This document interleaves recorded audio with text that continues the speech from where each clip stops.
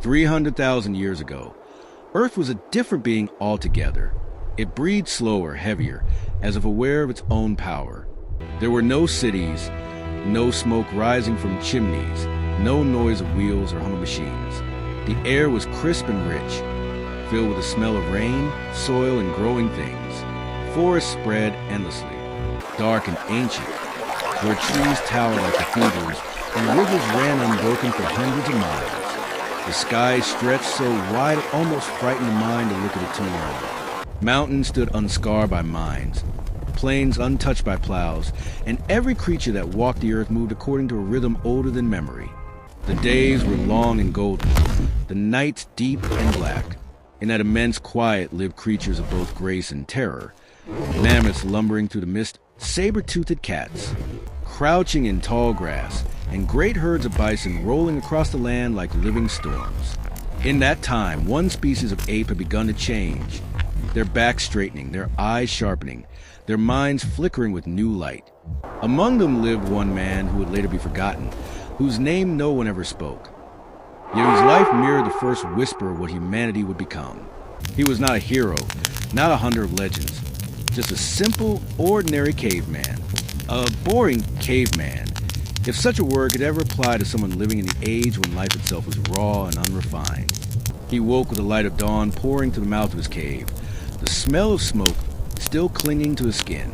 Around him, the remains of last night's fire glowed faintly, a fragile treasure in a world that knew no mercy for the careless. He stirred the ashes, coaxed a flame to light, and watched it dance like a small sun in his hands. To him, fire was both companion and God. It cooked his food, guarded his sleep, and reminded him that warmth could exist even in a cold, indifferent world. Outside, mist rolled over the valley floor.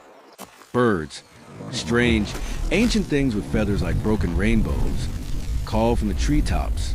He stepped out barefoot, his body lean and scarred, his hair matted from sleep. Every sound meant something. The snap of a twig, the cry of an unseen beast, the hum of wind against stone. There was no language for beauty, no word for peace, but he felt both deeply. The morning air bit his skin. He smiled without knowing why. He had survived another night. For him, that was enough.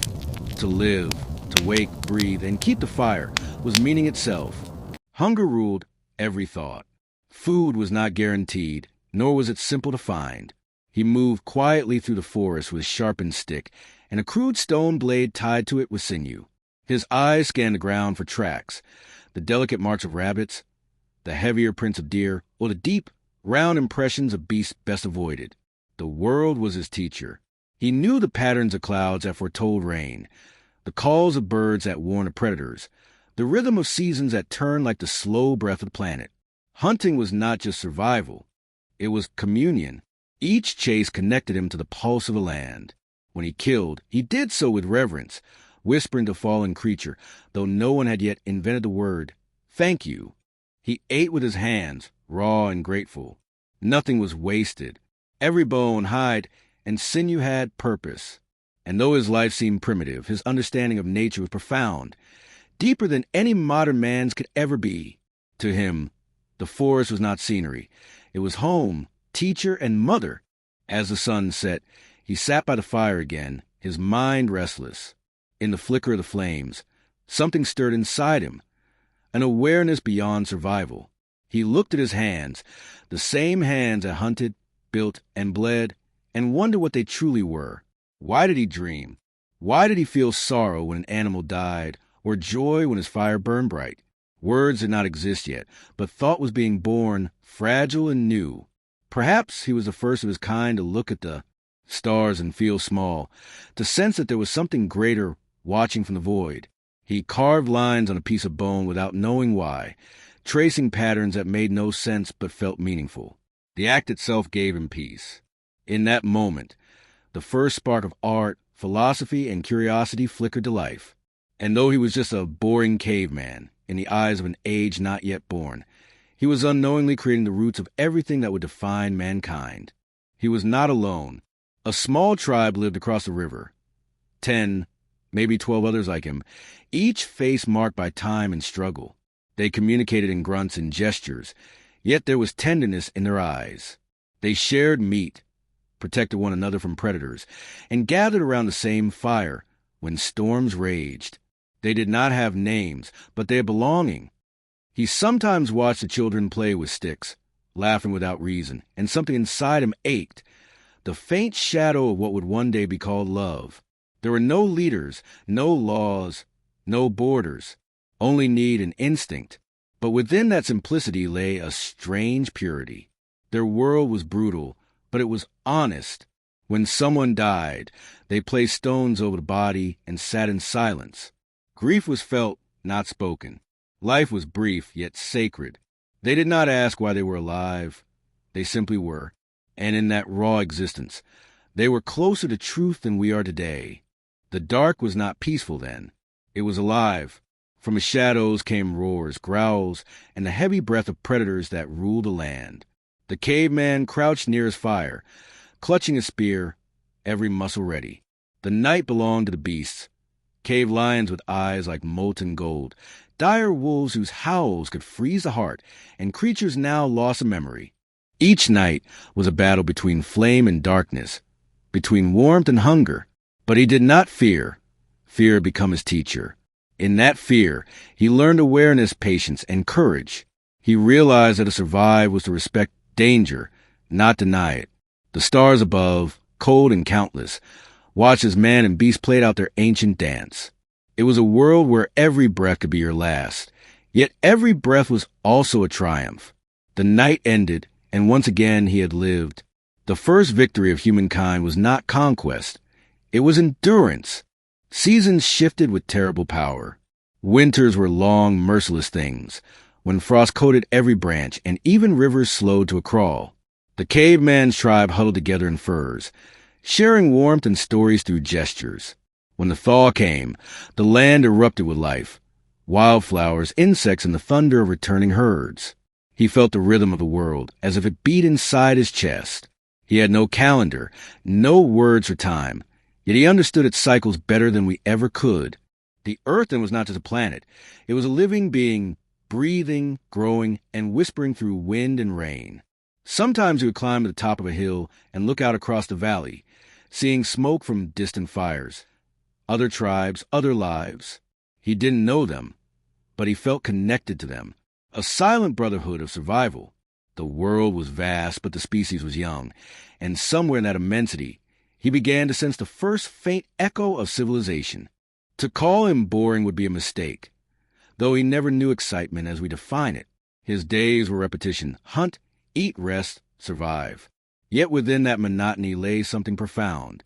He was content. His world was dangerous, yes, but also simple, clear, and deeply alive. Every breath had purpose. Every action mattered. He did not chase wealth, fame, or distraction. He chased fire, warmth, and meaning, though he had no word for any of them. When he sat by the fire and stared into the flames, he was unknowingly doing what his descendants would do for eternity, thinking about existence. In him was a seed of philosophy, art, science, and story. He was not just a man. He was the beginning of us. And maybe, just maybe, he was happier than we are. For while we drown in the noise of our own inventions, he listened to the pure silence of creation itself, and found peace in the beating heart of a wild, untamed earth.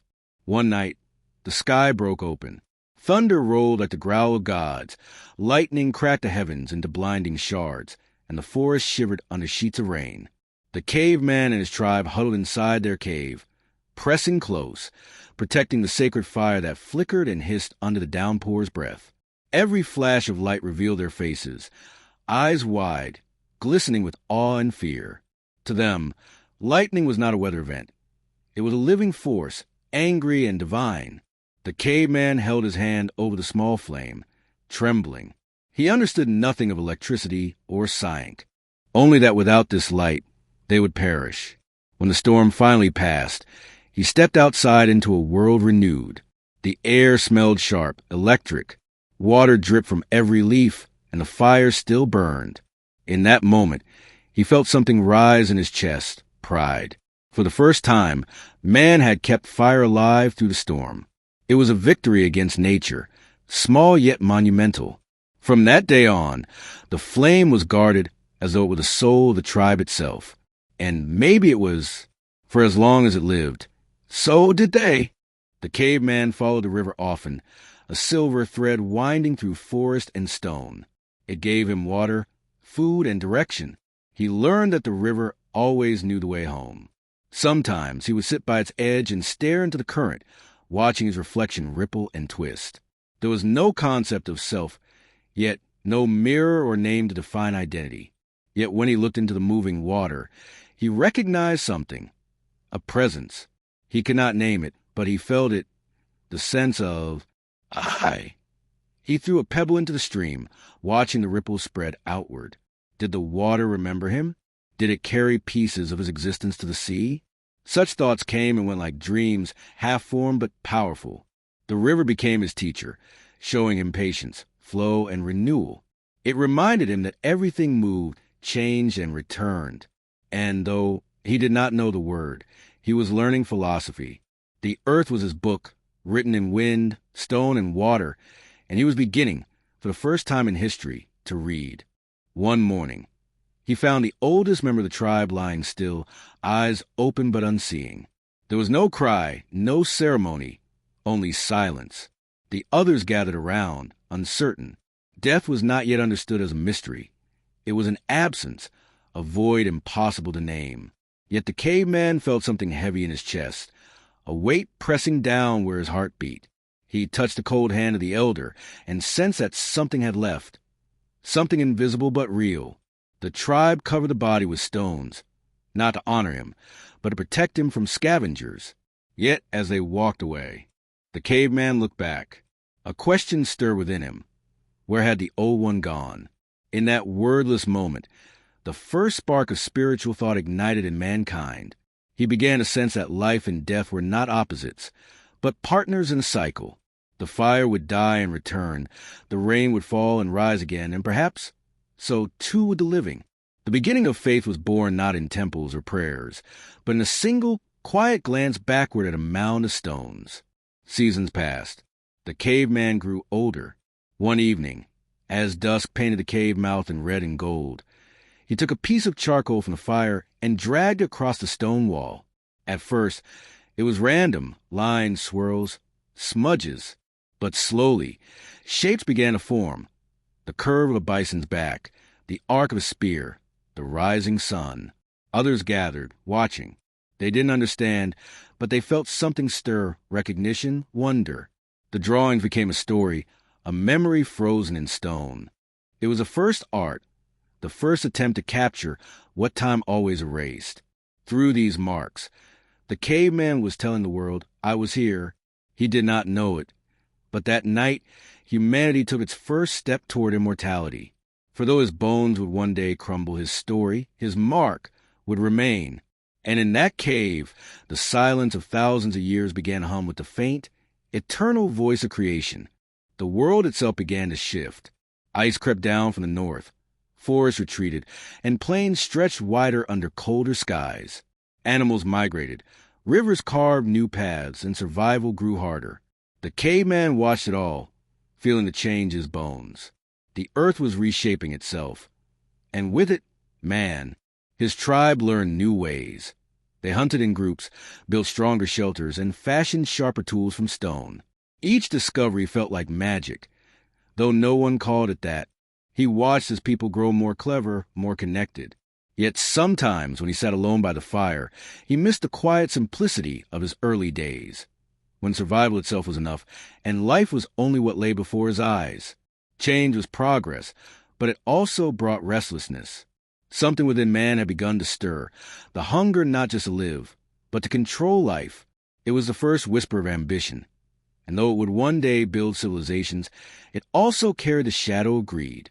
Years passed, and the caveman grew frail. His movement slowed, his breath came heavy, but his eyes still held the wildness of the earth he loved. One morning, he walked alone to the edge of a cliff overlooking the valley, the same valley he had hunted, slept, and dreamed in his whole life. The sun rose slow and red, setting the mist ablaze with color. He knelt, feeling the warmth on his skin, and closed his eyes. He thought of fire, of storms, of rivers and beasts. He thought of laughter, hunger, and silence. He thought of everything and nothing. In that final breath, he understood. Life was not a question to solve, but a song to live. When he fell still, the wind rose and carried dust from the cliff's edge into the valley below. The earth accepted him gently, without judgment. And though no one would ever know his name, the world would remember him, not in words, but in the very air, the soil, and the stories still being written in stone. 300,000 years later, we still sit by fires, though now they burn in our cities, our screens, and our restless hearts. We, the children of that boring caveman, have built wonders he could never imagine. We have crossed oceans, split atoms, and touched the stars. Yet, for all our brilliance, we have lost something he once held with simplicity: peace. We chase meaning through noise, wealth, and distraction, forgetting that he found in the sound of rain, in the warmth of flame, in the silence of being alive. The earth he knew is almost gone, replaced by steel and smoke, yet somewhere deep inside us, his memory lingers. When we stare into a campfire or watch a sunset in stillness, we become him again, primitive, pure, alive. Life 300,000 years ago was not easy, but it was real, and maybe in some quiet corner of the universe, that old caveman smiles, knowing that despite all our progress, we are still trying to remember what he never forgot. That to live simply is to live completely.